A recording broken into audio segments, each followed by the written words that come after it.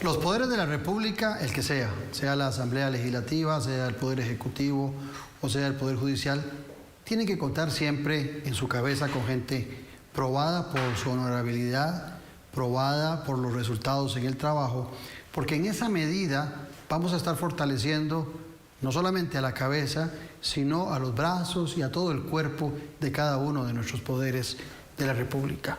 Y paralelamente vamos a estar fortaleciendo la democracia. El Poder Judicial es uno de los fundamentos de nuestra democracia. En la medida que tengamos a la gente más honesta y más comprometida, estamos dándole un respaldo a la democracia y un respaldo a las libertades y a la justicia.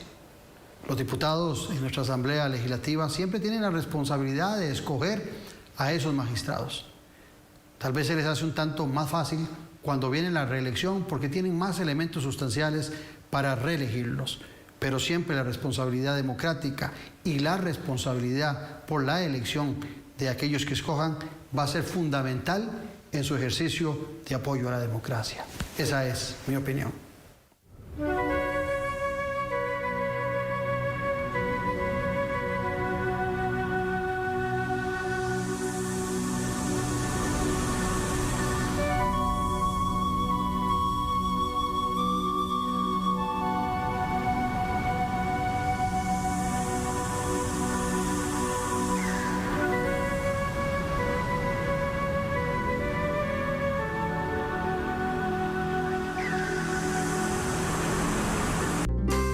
Los golpes no educan. Antes de enojarte, 1. Cálmate. 2. Escúchanos. 3. Conversemos. 4. Explícame lo que pasó. 5. Lleguemos a acuerdos. Aprendamos en casa. Consultas 1147, denuncias 911, línea adolescente madre 800-226-2626. Con los temas de la política, sociedad y economía de Costa Rica y el mundo. Café y Palabras. Lo que hay que escuchar del acontecer nacional con el politólogo Claudio Alpizar Otoya. Café y Palabras, porque la política sí importa. Escuche Café y Palabras, de lunes a viernes a las 9 de la mañana en Radio Actual 107.1. Café y Palabras. Yo soy una sobreviviente de cáncer. Uno se repone físicamente, pero emocionalmente el camino es más largo. Alguien le contó a mi hija de un centro de atención. Cuando entré se me llenó el corazón de alegría, porque si algo descubrí aquí es que la vida sigue. En 2019, aportamos más de 13.000 millones de colones a centros diurnos y programas que protegen y atienden al adulto mayor. Junta de Protección Social, 175 años de hacer el bien. 7 mujeres, una maldición, una producción de Argos. Todos nuestros hombres se mueren. El destino repite la historia. Chiquita y Mercedes ya se consiguió un nuevo galán en Cancún y ya va por el segundo. Cuidado con ese futbolista, ¿eh? No vaya a ser que se te muera antes de tiempo. No es bueno reírse así de la muerte, se ofende. Una vida llena de tentaciones a la cual desean ponerle fin. Es el momento de que la niña sepa la verdad. Las Aparicio no somos una familia de hipócritas. Las Aparicio. Gran inicio. Lunes 5 de octubre, 10 de la noche. Solo por Canal 8.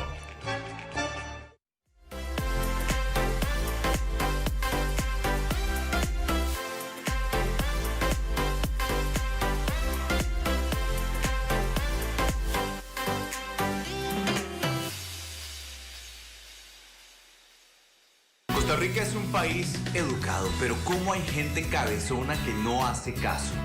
Quédate en casa, nada te cuesta. Pero ¿sabe qué otra cosa puede hacer? Lávese las manos con agua y jabón. Quédate en casa. Un mensaje de Canal 8 y NCR Noticias. El programa deportivo con más de 16 años en televisión nacional. Zona Técnica, este domingo, 7 de la noche por Canal 8.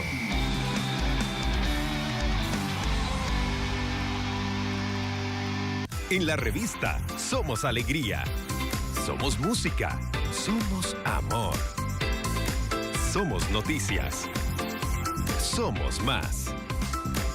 Acompaña a Luzania Víquez y Paula Brenes de lunes a viernes de 8 a 10 de la mañana, por Canal 8.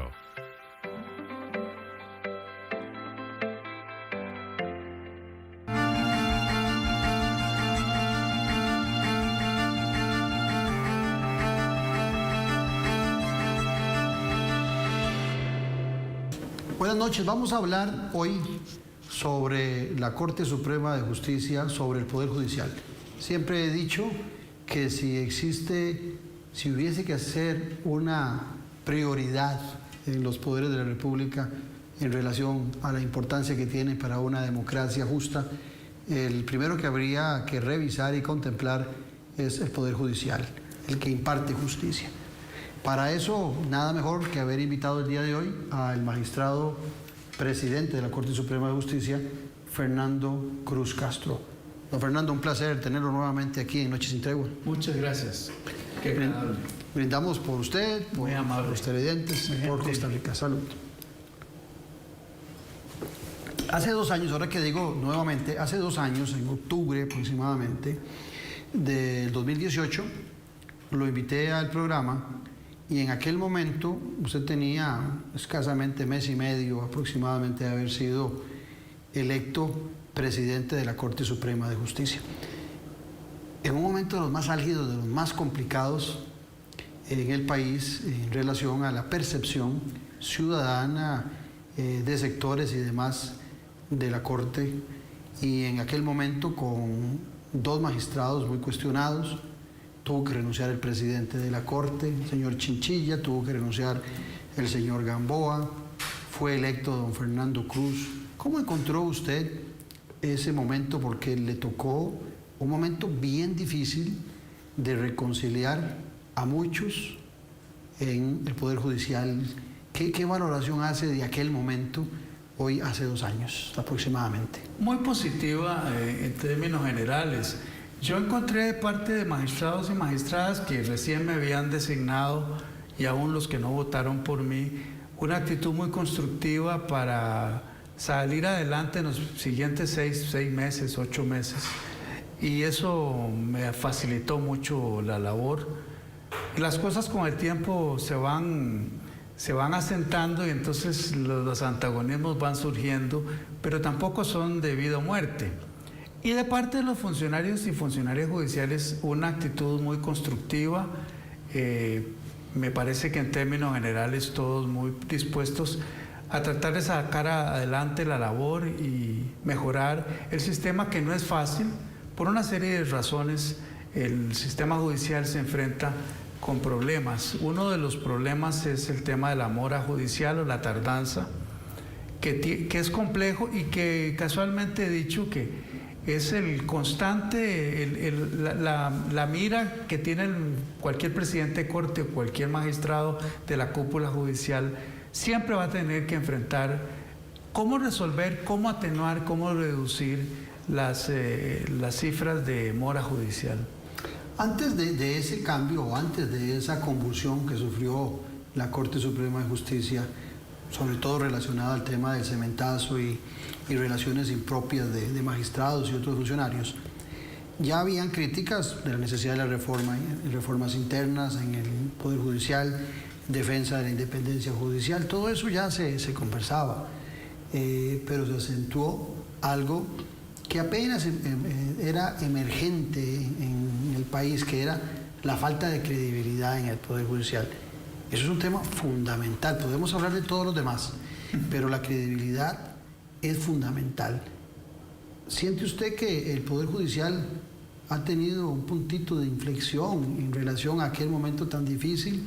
¿Hay mucho que hacer todavía en la credibilidad de la justicia costarricense? Creo que hay mucho que hacer. Sí, probablemente se logró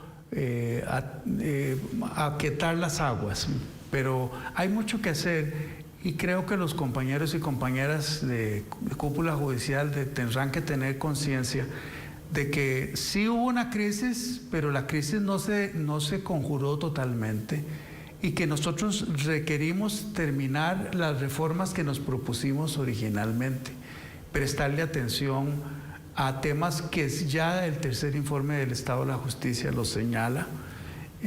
Así es que me parece que tenemos que hacer un esfuerzo para estos dos últimos años que me corresponde a mí la presidencia, por lo menos para poder definir las metas y tener los proyectos que se puedan emprender. Hay cosas que debemos hacer. Uno de ellos es una discusión nacional sobre el tema de cómo se eligen a magistrados y magistradas, que eso no se pierde nada con discutirlo, valorarlo, hacer un recuento histórico para decir qué es lo que tenemos muy positivos, que lo tenemos, y también hacer un gran esfuerzo, que ese es tal vez el proyecto más complejo, que es la reforma de la estructura administrativa del sistema judicial, que en el informe del Estado de la Nación reitera ya informes de muchos años, pero con información muy precisa. ¿Puede estar ahí la mora judicial? No, eso no incide en la mora judicial directamente, no. Es el tema administrativo que de todas maneras nos hace ineficientes para dar respuestas rápidas. Por ejemplo, duramos mucho para nombrar jueces en cúpula judicial, los procesos disciplinarios son muy complicados y tienen debilidades. Entonces es más complicada la mora. La mora está en las leyes, la mora está... La mora está en la práctica extendida de todos los jueces y juezas. Eso es más complicado. Es más complicado, por supuesto. No puede dejar de tenerse un ojo todo el tiempo sobre el tema de cómo atenuar y cómo resolver o cómo abordar cuellos de botella que inciden en la mora judicial, que a la gente le angustia y le preocupa.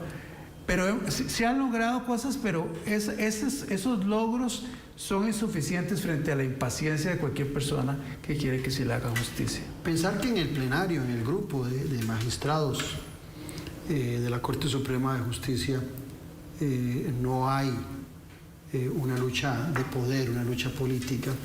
Usted es colega mío, usted es politólogo. Sería pecar de inocente. Usted hace un rato nos decía de que cuando llegó habían grupos y que tenía que luchar contra esos grupos. Recuerdo que en esa discusión en los medios de comunicación también salía mucho la agrupación de ciertos magistrados contra otros magistrados y los apoyos que tenían.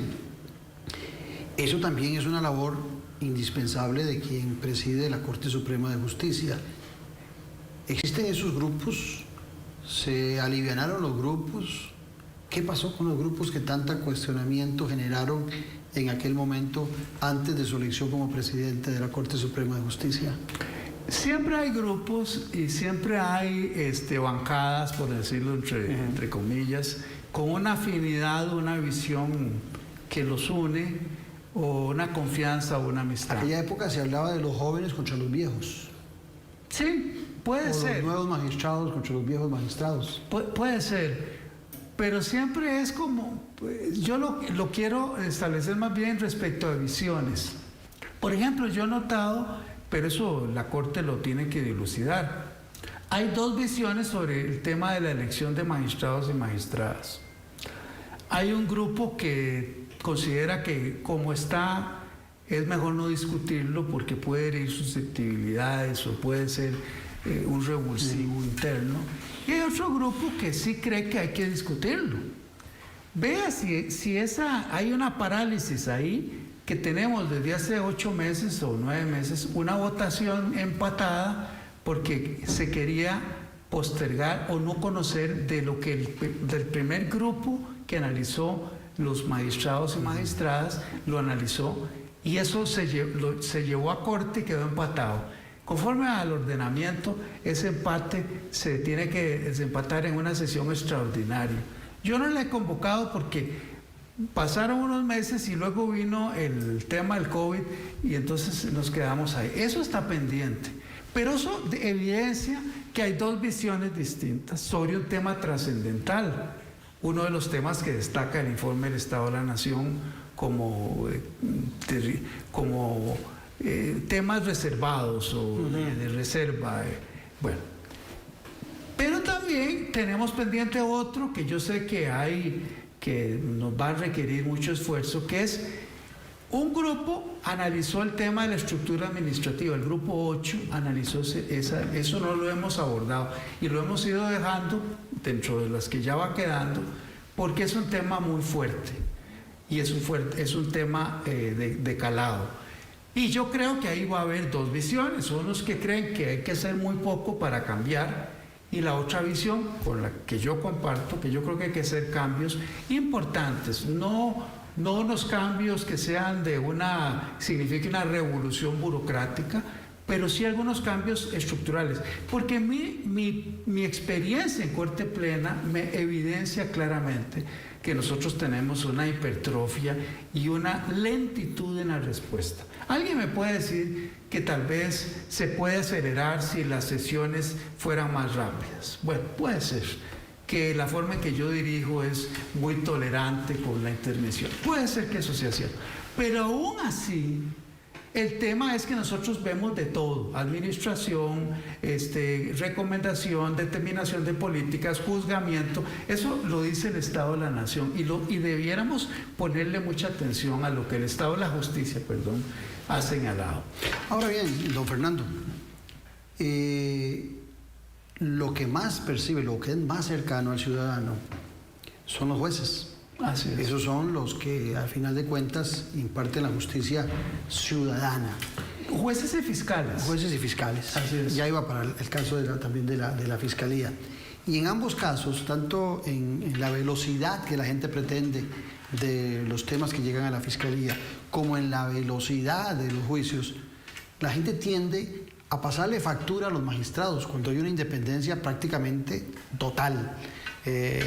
Porque sería interesante, aparte que me comente cómo podría corregir eso los magistrados, también que me comente o nos comente a todos, porque la gente parte de la premisa que el presidente de la Corte Suprema de Justicia tiene un gabinete en los jueces, tiene un gabinete en los fiscales, y que sus disposiciones casi son verticales, planteando mucha similitud de cómo funciona el Poder Ejecutivo. Entonces también sería interesante conocer cómo funciona o cuáles son las potestades de un presidente de la Corte y cómo podrían los magistrados mejorar esa velocidad en los jueces, en la fiscalía y demás.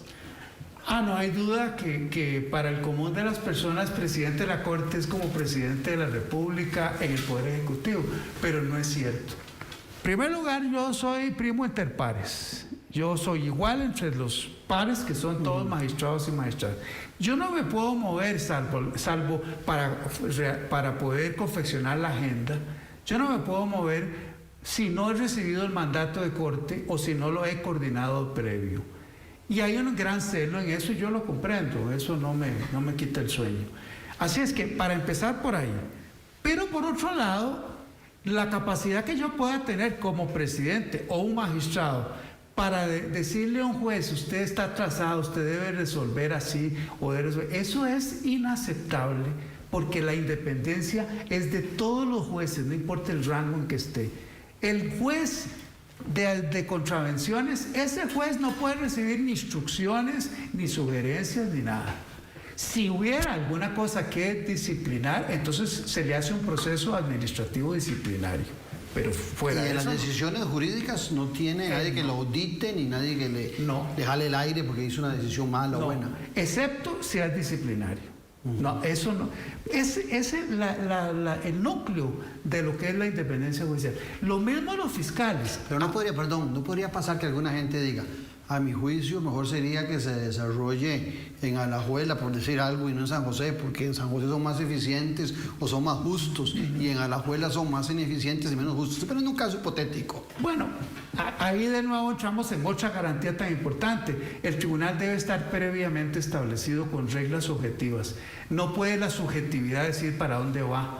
No, tiene que ser: esta es la regla, esto es lo que aplica, este es el juez natural. Así es que ahí hay otra inflexibilidad que no es usual.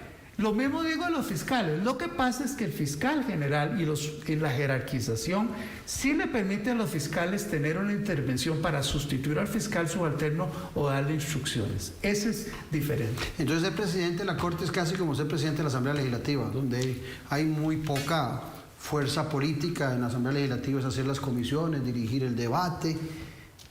En parte sí. Pero hay otro elemento que sí me parece que es un poco distinto, que es esa comunidad judicial espera del presidente pronunciamientos muy claros, respaldados por corte, pero que desde mi perspectiva tiene que ser una voz que sin temor, pero con respeto, señale temas importantes para el Poder Judicial: su autonomía económica, su independencia judicial, el desarrollo institucional, la defensa de la Policía Judicial y del Ministerio Público y de la propia defensa pública. Ahí sí tiene una voz, pero su voz es como una voz para poder defender o proponer o asumir un liderazgo que le viene dado y respaldado por magistrados y magistradas. ¿Y en el campo administrativo tiene alguna resonancia? Porque usted fue muy vehemente en la defensa de presupuesto, en la defensa de salarios, de la magistratura, del Poder Judicial. ¿Ahí sí tiene poder o es nada más también un poder discursivo ante los medios de comunicación? Bueno, prepara el presupuesto, lo prepara el Consejo, ahí participa el presidente, pero yo les soy sincero, las limitaciones económicas que tenemos y el aspecto técnico del presupuesto permite un juego muy limitado para poder tener esa incidencia, menos ahora que tenemos tanta limitación económica. Pero, por ejemplo, decisiones que son de orientación del presupuesto a cambios no solo pueden ser de presidencia, sino de magistrados y magistradas que quieren que la jurisdicción civil tenga más jueces o que la reforma civil reciba recursos o capacitaciones. ¿Sí? El presupuesto de la Corte Suprema de Justicia es un porcentaje del PIB. Sí. El PIB nuestro viene de cabeza con todo lo que estamos viviendo. 6%, sí. Se está preparando para el próximo 6%, es muy posible que disminuya sustancialmente para el próximo periodo de presupuesto que tenga que desarrollar la Asamblea Legislativa. Siendo disminuido ese presupuesto, ya tienen claro en la Corte Suprema de Justicia dónde van a recortar y qué van a recortar, porque se quejaban de que más bien estaban trabajando con las uñas con el presupuesto que tenían. Cae el PIB, cae el 6% también que van a recibir. Sí, eso no lo hemos determinado, porque más bien siempre el componente jurisdiccional y administrativo no llega al 4.5% del PIB. El otro... Siendo 6. Siendo el 6. El otro que son 3,5%, que llega probablemente a un 9%, es los otros componentes que se le agregaron de camino al Poder Judicial, que es la Fiscalía, el OIJ y la Defensa Pública. Ahí sí, esa parte más bien nos excedemos. Pero bueno, inevitablemente es una decisión política que se tomó en su momento para que eso se judicializara. Yo no concibo que no deba haber una policía judicial y que el juez no pueda tener un brazo que le permita ejecutar. Y la fiscalía es un juez que se bajó del estrado y es un juez requirente, un juez acusador. Y lo mismo la defensa pública. Eso puede retomarse distinto. Pero es curioso porque el 6% sí da para la judicatura. Sí, podrían salir bien. Hace 2 años, cuando vino la elección en agosto del 2018 suya, lo eligieron a ustedes los magistrados como presidente de la Corte Suprema de Justicia. ¿Cuánto quedó la votación, por cierto? No recuerdo, pero fue muy ajustada. Eso es público, el resultado final. Fue público y fue muy ajustada, tanto que algún magistrado me lo recordó en el sentido de que mi poder se iba deteriorando, sí. Porque además participaron muchos magistrados suplentes que ya no están. Okay. Es que le hago la referencia porque es bueno para la comprensión del televidente. Resulta que usted es electo por 4 años, o sea, el presidente de la Corte es por 4 años, pero su periodo de magistrado termina en estos días. Así es. O sea, tendría que venir un nuevo presidente si usted no es reelecto como magistrado. Sí, pero lo curioso de esto, yo no sé si alguna vez se ha presentado, que de alguna manera a usted lo eligieron presidente los magistrados, pero el visto bueno para su segundo periodo depende de la reelección como magistrado por los diputados. O sea, su continuidad como presidente de la Corte está en manos de los diputados. ¿Ha pasado alguna ocasión ese fenómeno? No, creo que es la primera vez. ¿Y qué es más complicado? Porque usted no le ha ido muy bien con los diputados en algunas reelecciones como magistrado. No, es decir, me preguntó un periodista de cuántas veces he sido reelecto, de ninguna. La primera vez que traté de reelegirme, no me reeligieron. Pero yo lo vi como una decisión política, no lo tomé en lo personal. Pero sí, claro que como bien dice el famoso refrán guanacasteco, que el que con leche se quema hasta la cuajada sopla. Pues claro, pasar por el Parlamento, que me recibieran, que me escucharan, que yo recibiera un apoyo en la comisión, salvo un voto salvado, y que luego no me reeligieran, pues yo quedé bastante mosqueado con eso. Pero bueno, pasó. Ahora viene una segunda ocasión, pero yo he tenido en estos 2 años una comunicación muy fluida y muy cordial con el Parlamento, a pesar de que hay disentido del Parlamento. Les he planteado disidencias, pero me pareció que en esta condición política había una buena comunicación que bien podría no ser como la vez pasada. Sí. La reelección del magistrado no es tener mayoría de votos, sino es no contar con 38 que se opongan a su continuidad. Así es. La fórmula es a la inversa. Se puede imaginar que en el 2012 yo no esperaba ni remotamente que tuviera 38 en contra. Fue por una cuestión de trámite extemporánea. Por haber sido extemporáneo. A partir de ahí se pusieron más águilas por una sugerencia a la Corte, entonces se anticipan y determinan el plazo para que la reelección sea dentro del plazo del mes. Si se les va el mes, hay una reelección tácita. Ok, pero en el 2018, esa elección suya que hacen los magistrados y que ahora deben, entre comillas, renovar, digo entre comillas, por el tema que le conversaba antes, los diputados, dándole la posibilidad de continuar como magistrado en la Corte Suprema de Justicia, le obliga a usted nuevamente a conversar con los diputados. Claro, no es aquella asamblea legislativa del 2010-2014, exacto, que tenía una gran oposición y también con fuerzas un poquito más equilibradas. Ahora la atomización de la asamblea legislativa es mayor.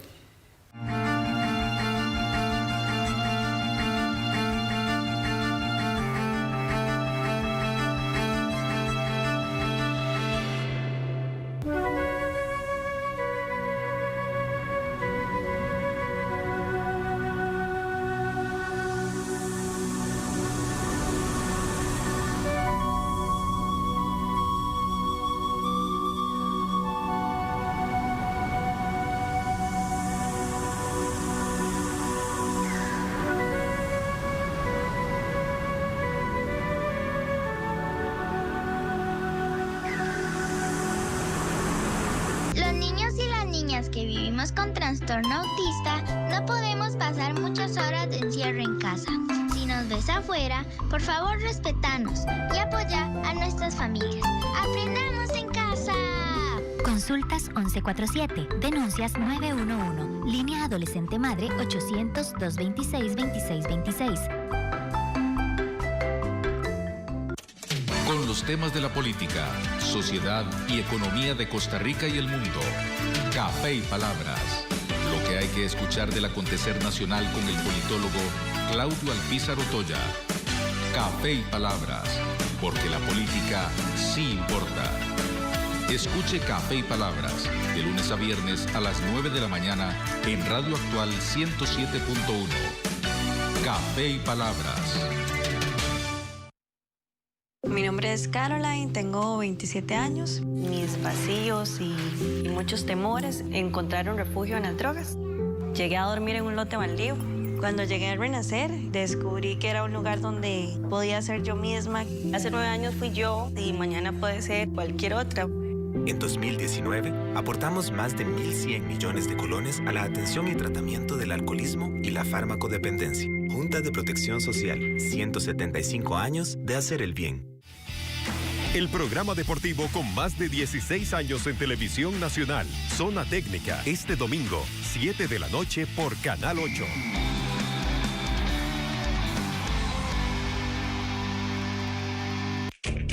Siete mujeres, una maldición, una producción de Argos. Todos nuestros hombres se mueren.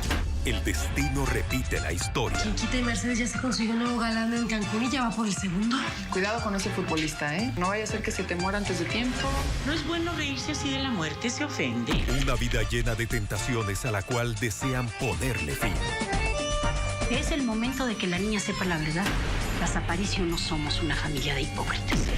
Las Aparicio. Gran inicio. Lunes 5 de octubre, 10 de la noche. Solo por Canal 8.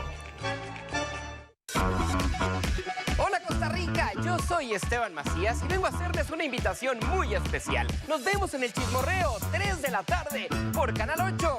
Pura vida.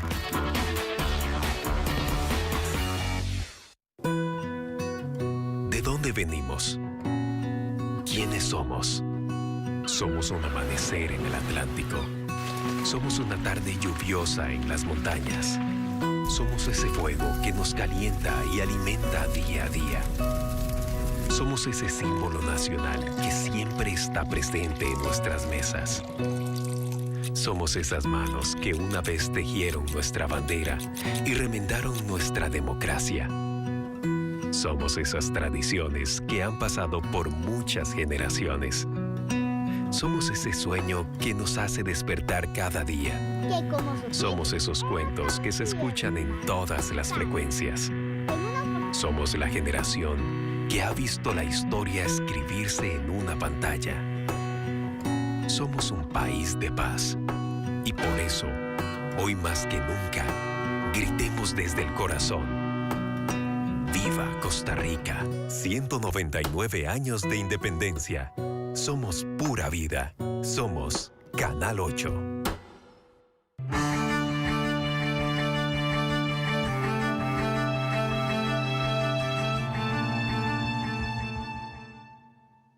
En esta semana, si no me equivoco, el lunes usted tuvo una reunión o va a tener una reunión o tuvo, no sé si lunes o martes, con los diputados. ¿Cómo le fue? El lunes pasado fui a la comisión de nombramientos y fue un diálogo muy productivo, muy interesante, muy respetuoso como siempre. Yo creo que uno puede disentir, pero si hay respeto no hay problema. Fue muy agradable para mí, porque en medio de la disidencia y las preguntas, el encuentro entre un representante del Poder Judicial y el Parlamento es parte de esa liturgia democrática que me parece muy importante. Ahora, ya usted no va a presentar atestados, ya no va a que le califiquen, bueno, el concepto, como digo yo, en la escuela cuando le ponían una nota de concepto, eso sí es importante, a ver qué concepto tienen los diputados, pero ya no van a calificar sus atestados porque ya eso de sobra son conocidos. ¿A qué va un magistrado que quiere reelegirse a la comisión? Le cuestionan decisiones en sus posiciones, en sus análisis legales, le cuestionan posiciones con el presupuesto.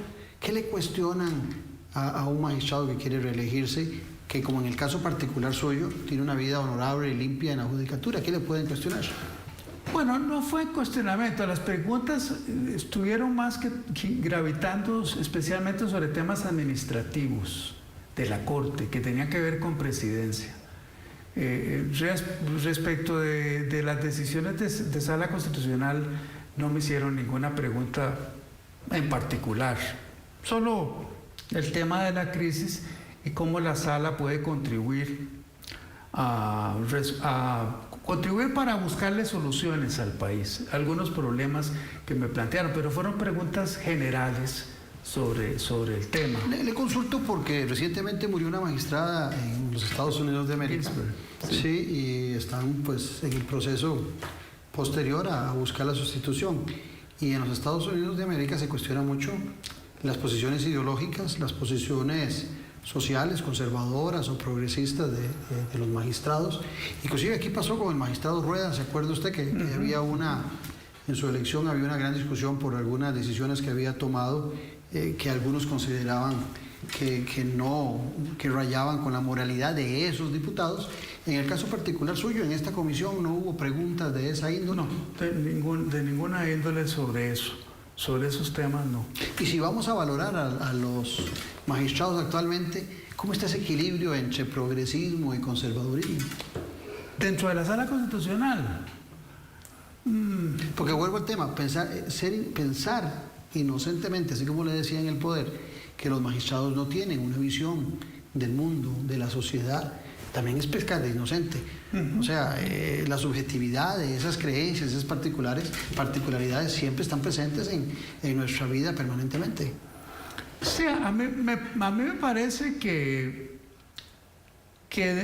a pesar de que eso no se evidencia en las preguntas, una preocupación que tienen siempre en la designación de magistrados y magistradas viene por el tema que últimamente ha sido sobre qué posición tiene respecto de valores religiosos o sobre las relaciones entre parejas del mismo sexo, o temas de ambiente, o temas del Estado social, o temas relacionados con los sindicatos, por ejemplo, con cómo visualiza ese magistrado o magistrada ese tema. Sin embargo, a mí me parece que... Y le pregunto porque hay fracciones que son bastante radicales en sus posiciones, qué sé yo, los diputados del Grupo Cristiano son muy ultraconservadores, los del Partido de Acción Ciudadana son muy ultraprogresistas, entonces sí está el tema por ahí pululando. Sí, lo que ocurre es que en la práctica hay poca pregunta sobre eso. Y hay un ejercicio que se hace en Estados Unidos que yo lo vi antes, cuando se eligió a alguno de los magistrados, que ahora no recuerdo el nombre, que es que les revisan todo lo que ha escrito en el pasado. Y entonces ahí hacen el perfil de su orientación. Exactamente. Nosotros no hacemos eso o lo hacemos muy poco. ¿Y es válido?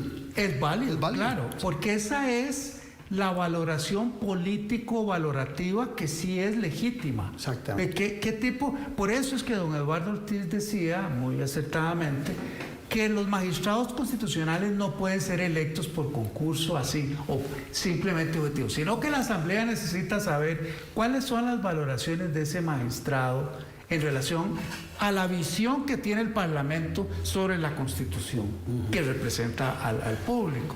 Pero nosotros no hemos hecho ese ejercicio. Yo creo que se hace en forma indirecta, solapada. Sí, se sabe que esta persona tiene esta orientación, entonces parece un candidato potable.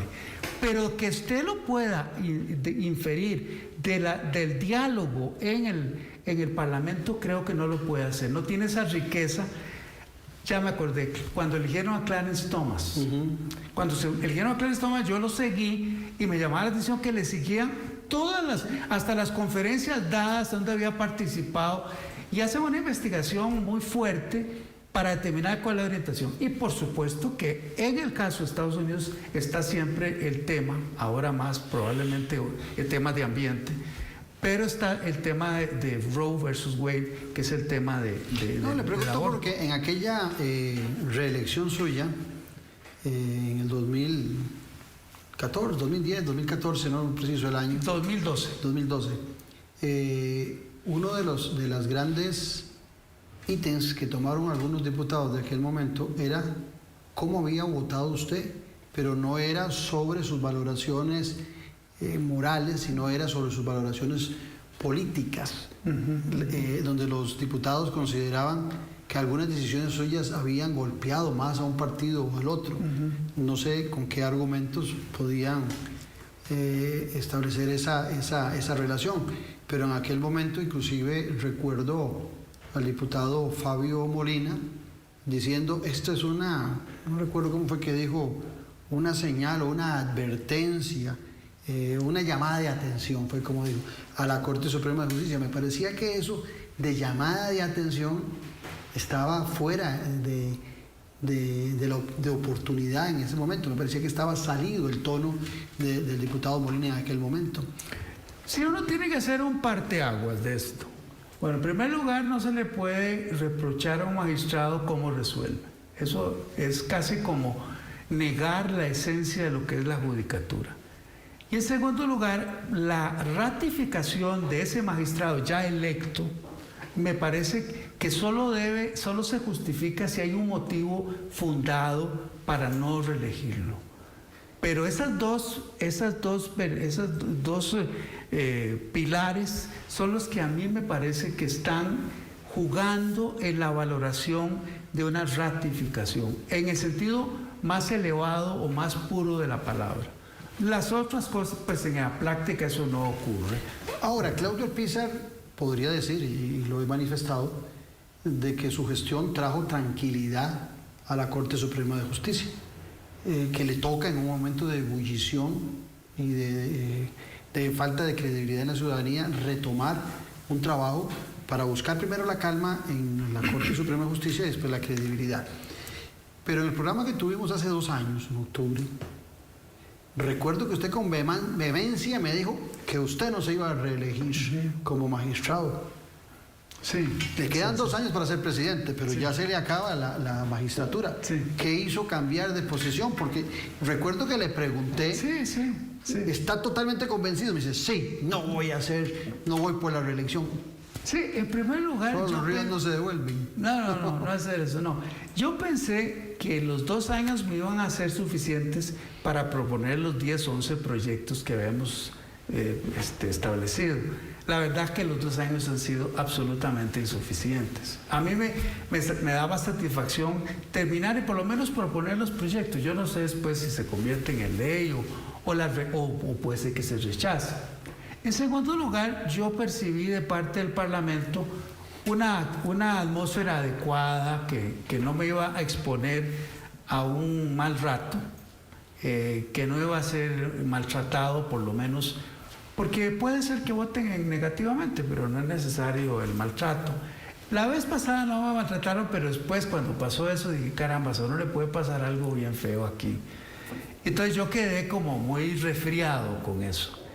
Y la tercera situación es que cuando uno tiene la edad que tengo yo, que hace 2 años tenía 69 años, uno va administrando el tiempo de, bueno, ¿cómo van a sentir dentro de 2 años? Entonces yo creo que el concepto de tiempo para uno cuando ya se hace de más edad o envejece, es diferente cuando está joven. Cuando está joven uno tiene una sensación de eternidad. En cambio, ahora... yo digo, bueno, usted me pregunta, bueno, sí, puede ser, ojalá pudiera completar los 2 años y después vemos. Porque la reelección sería por 8 años. Así es, pero, es más, le voy a decir... ¿Usted quiere una reelección para 2 años o quiere una reelección para todo el periodo? O sea, ¿se quedaría todo el periodo o estaría solo 2 años? No, yo iría midiendo cómo me siento. Porque eso es así, cuando a mí me reeligieron en el 2000... ¿Y si su medida es como la del magistrado Jesús Ramírez? No. Y ya lo hemos visto muy complicado en juicios, sin un buen manejo y su medida no le ha dicho que se vaya. Bueno, ese es el peligro que tengo, ¿verdad? Porque puede ser que mi medida no sea la más adecuada. Ese es el peligro que hay, sí. Eso es una posibilidad. Pero le voy a decir, cuando me eligieron en 2013 para terminar en el 2020, yo dije, no, yo no creo que llegue al 2020. No creo, en absoluto. Es cierto que la crisis que hubo en el Poder Judicial y mi elección de presidente me dio un aire que digo yo, caramba, qué interesante poder contribuir. Porque la verdad es que yo contribuyo. Aquí a la responsabilidad mucho es de todos los compañeros y compañeras magistrados. No es el presidente como el gran caudillo, en eso no creo yo. Pero sí puedo ser el que canaliza eso, el que propicia una discusión y puede ser que al final la Corte diga nosotros estamos muy bien con la hipertrofia que tenemos administrativa y no vamos a cambiar nada, pero lo propicié. Que es algo que a mí sí me ha preocupado desde hace 30 años, el tema de la excesiva, de la verticalidad y la excesiva concentración de poder en la cúpula judicial. La elección suya como presidente de la Corte hace 2 años dependía de sus compañeros. Ahí tenía que hacer lobby y tenía que buscar grupo para lograr los votos necesarios para presidir. Hoy es en otro escenario y repito, para comprensión de los oyentes, usted tiene su periodo de 4 años, pero tiene que ser reelecto como magistrado para poderlo cumplir. Así es. La votación es en el Parlamento. ¿Qué es más difícil, convencer a los pares o convencer a los impares? Yo creo que es más difícil en el Parlamento, sí, es más difícil. Pero tampoco anda muy lejos en corte, porque los seres humanos cuando tenemos poder más o menos, tenemos comportamientos. Sí, es un prestigio. Ser presidente de la Corte Suprema de Justicia, a todos sus compañeros les debe gustar la idea. Claro que sí. No solo eso, sino que pues el poder tiene un atractivo para todos los seres humanos. Así es. Claro. Es más, no sé si recuerda que la gran discusión con el marxismo era si lo económico era lo único que era el motor de la historia o si el poder como poder es también un elemento fundamental. ¿Y cuál llegaba primero? Exacto. Sí. Entonces, el poder es como una línea, igual que lo económico, para comprender el sistema político. Y las grandes transformaciones que podría pensar Fernando Cruz en una posible reelección como magistrado y entonces poder terminar sus 4 años como presidente de la Corte, ¿por dónde caminan ahora? Si tuviese que buscar usted 3 elementos determinantes para sentirse satisfecho y que no nos diga dentro de 2 años de que le faltó tiempo para esto, que va otros 4 años, ¿cuál sería la...? Bueno, ¿con qué quedaría satisfecho Fernando Cruz? Yo quedaría satisfecho completar el periodo y ojalá poder con los 10 proyectos o los 11 proyectos dejarlos elaborados, propuestos y que estén en proceso de reforma. Pero también hay otras cosas, ¿verdad? Por ejemplo, afinar más las ideas sobre el tema de independencia judicial. Que la presidencia pueda muchas veces dar su criterio, recibir el eco de sus compañeros y compañeras y de todas las organizaciones, porque debo decirle algo.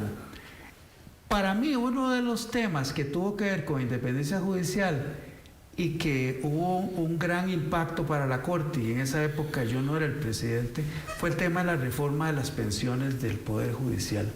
Yo creo que ahí faltó más una actitud más protagónica y más definida para el tema de pensiones, que fue un gran golpe para la comunidad judicial. Recuerdo que en aquella entrevista de hace 2 años, usted renunció a una parte, a un estipendio que tienen ahí los magistrados, sí, que era una cantidad... Sí. Significativa. 2.300.000 en salario. A eso renunció y a la fecha se mantiene. Así es. ¿Lo copiaron sus compañeros algunos? No, es una cosa muy personal. Le pregunto porque una de cuando viene el tema de credibilidad, muchos ciudadanos, más en esta crisis, se van sobre el tema del salario y a veces no saben lo que representa, por ejemplo, ser juez, las decisiones que hay que tomar.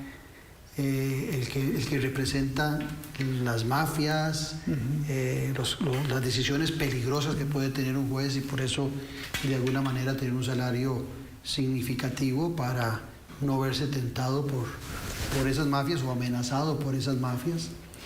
Pero también en la magistratura es importante que los salarios sean significativos en aras de buscar que los magistrados no se vean tentados por esos poderes fácticos. Por ahí viene la pregunta, entonces, ¿cómo luchar en el Poder Judicial contra esos poderes fácticos que tienen el recurso económico, volviendo a la referencia que usted hacía antes, y que sienten que con el recurso económico pueden permear el poder político y también las decisiones judiciales. Eso es toda una tentación en la Corte Suprema de Justicia como cualquier otro poder de la República. A mí me parece que respecto a lo que es la fijación de salarios, debiéramos pensar siempre en la competitividad y la atracción de talentos. Nosotros no podemos competir con los bufetes privados cuando son personas jóvenes o abogados o abogadas jóvenes muy talentosos, que nosotros no podemos competir porque no tenemos salarios atractivos. A mí me parece que nosotros tenemos que atraer gente también talentosa de los jóvenes para que digan, miren, la carrera judicial, aunque no voy a hacer clavos de oro, pero yo sí al final voy a tener un salario razonable y bueno, tomo mis opciones. Pero no es posible que nosotros no tengamos salarios competitivos. Y la verdad es que los jóvenes talentosos, abogados que se van a los bufetes privados, se van ahí también porque tienen salarios, posibilidades. Eso me parece que es fundamental. Y se ha perdido con la discusión de que la gente no debe ganar tanto, si debe ganar tanto. No debe ganar algo que no merezca, pero sí debe ser razonable ese emolumento. Y sobre la renuncia del rubro de gerencial, yo lo mantuve porque la sala resolvió una acción de inconstitucionalidad sobre ese tema, pero yo mantuve mi renuncia, así lo mantuve. Yo lo hice por una razón, porque a mí me parecía que siendo el presidente, yo tenía que demostrar que yo no estaba defendiendo los denarios míos, que yo estaba tratando de hacer un gesto para identificarme con el resto de la población judicial, para decir, yo no estoy defendiendo esto, yo no quiero que se piense en esto, quiero tener una mayor legitimidad ante ustedes. Sí, eso me parece bien y me recuerda un comentario que hace algunas semanas hacía yo sobre algo similar que hizo Rodrigo Facio en algún momento como rector de la Universidad de Costa Rica. Hay una delegitimación también sistemática del Poder Judicial que viene desde los medios de comunicación. Hay periodistas muy jóvenes en los medios de comunicación, algunos dando sus primeros pasos, que no comprenden lo delicado que es jugar con temas de la justicia desde el enfoque periodístico que se le puede dar o desde el ataque que se puede generar sobre la Corte Suprema de Justicia. ¿Qué se hace al respecto? Porque no puede ventilar abiertamente la Corte Suprema de Justicia, los jueces, los casos que lleva, son privados, tienen acceso a los abogados defensores o los abogados o los que están atacando, pero ¿cómo lograr que ese ataque sistemático de los medios de comunicación ante la necesidad de tener más información y ante la necesidad también de un amarillismo que existe en los medios, pueda entrar en conciencia del daño que se le hace al sistema judicial cuando no se dan los tiempos ni el ambiente requerido para la solución de los conflictos, donde el ciudadano también presiona a los medios de comunicación por la falta de velocidad? Al final de cuentas, no sé si es el medio de comunicación que presiona y calienta al ciudadano o si es el ciudadano el que calienta a los medios de comunicación, pero definitivamente hay una velocidad que exigen los ciudadanos en relación a muchos de estos temas. Bueno, creo que no podemos tener obviamente ningún control sobre los medios y así debe ser, eso está muy bien, pero eso los convierte en un actor que gravita sobre el sistema judicial y a veces lo debilita y lo deslegitima. Porque a veces para el común ciudadano no entiende por qué un proceso tiene que tener una etapa que es privada, que no puede difundirse, que es secreta, que no se pueden saber cuáles son los argumentos, etc. Eso es difícil. Se trató desde el inicio, cuando yo llegué a la presidencia, de tener como un grupo muy pequeño de personas expertas en comunicación y en estrategia de comunicación.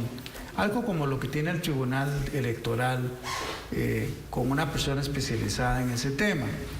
Pero no lo hemos logrado porque hemos vivido desde el 2018 y 2019 una situación económica tan difícil que no podemos crear plazas.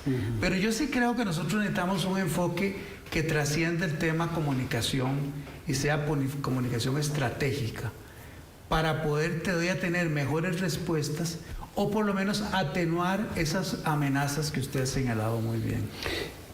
Usted fue fundador fue del equipo fundador del Ministerio Público. Sí. El Ministerio Público es fundamental hoy y cada día crece más el requerimiento del Ministerio Público en tantos asuntos que acontecen en el Estado costarricense. ¿Cómo hacemos para mejorar a ese Ministerio Público? ¿Cómo hacemos para que ese Ministerio Público sea más pronto y más cumplido? ¿Qué se ha planteado alrededor de esta continuidad, si Dios lo permite, en la Corte Suprema de Justicia? Bueno, yo esperaría que la Fiscalía, la señora Fiscala General lo plantee, porque por la autonomía que ellos tienen. También habría que hacer una evaluación del Ministerio Público para identificar debilidades, para identificar amenazas y hacer las reformas. Sí creo que los requiere. Pero claro, la visión que yo tengo del Ministerio Público es muy antigua. Pero en eso que me dice usted, don Fernando, de que espera que sea la fiscal la que recomiende los cambios, se me hace un poco similar a lo que hace algunos días tuve aquí el ministro de Hacienda, Rodrigo Chávez, y que nos contaba todo el mal acontecer que hay a lo interno del Ministerio de Hacienda. Si los ministros de Hacienda no recomiendan y no le dan continuidad a esos cambios, pues las cosas seguirán iguales. Entonces no son las autoridades, ustedes como magistrados, los que también deberían proponer y revisar o plantearse cambios, que si es del caso hasta presentárselos a la Asamblea Legislativa si es del caso, pero me parece que tienen ustedes una responsabilidad sobre el Ministerio Público que, aunque no tengan jerarquía sobre la fiscal, sí tienen que poner los puntos sobre las sillas. Sí, pero a mí me parece que eso supondría de previo un estudio, un análisis empírico de datos, identificación de problemas, identificación de deficiencias, para proponer una reforma. Pero sí creo que los requiere. Por ejemplo, en el estado de la justicia se determinan graves deficiencias en el tema de la persecución de la corrupción. Eso se puede abordar con reforma legal o se puede abordar con reforma legislativa. Por supuesto que está pendiente una reforma de la ley, una reforma para que haya carrera fiscal, que ahora me parece que lo que hay es tan desdibujado que no es una carrera fiscal y no. ¿Cuántos fiscales tiene la fiscal? 550 más o menos. Es una cantidad significativa. Es muy importante y además muy importante para el sistema penal. El sistema no funciona si los fiscales no funcionan, porque ya son los que le dan dinamismo, claro, y eficacia a la persecución. El juez no puede actuar de oficio. Y es bueno que lo aclare, porque en esa rapidez con que a veces la gente ve temas como estos, parte que ya más de uno dice, qué montón de gente, mejor quitemos gente, y no saben la importancia que tiene esa cantidad de gente que a veces se queda hasta corta. No, se queda corta porque también se requiere fiscales avesados, bien preparados, bien pagados, con reconocimiento para los casos gruesos, para los casos difíciles, los casos de evasión de... Pero eso lo justifica, don Fernando, también los resultados que vea el ciudadano de casos resueltos. Porque si no, también el ciudadano dice, qué montón de fiscales, qué montón de temas. Sí, claro. Y los casos no se resuelven. Sí, no, o no se resuelven, o habría que entrar en un análisis más individualizado de cuáles son los verdaderos resultados, porque a veces las cifras no son suficientes para saber cuál es la profundidad de lo bueno o de lo malo. Muchas gracias, don Fernando, y suerte en su posible reelección. Muchas gracias. Muchas gracias. Gracias a ustedes por habernos acompañado y el disfrute que siempre tiene todos los domingos de la política con P mayúscula. Los esperamos el próximo domingo a las 6 de la tarde aquí en Noche Sin Tregua. Un abrazo y que Dios les acompañe. Salud.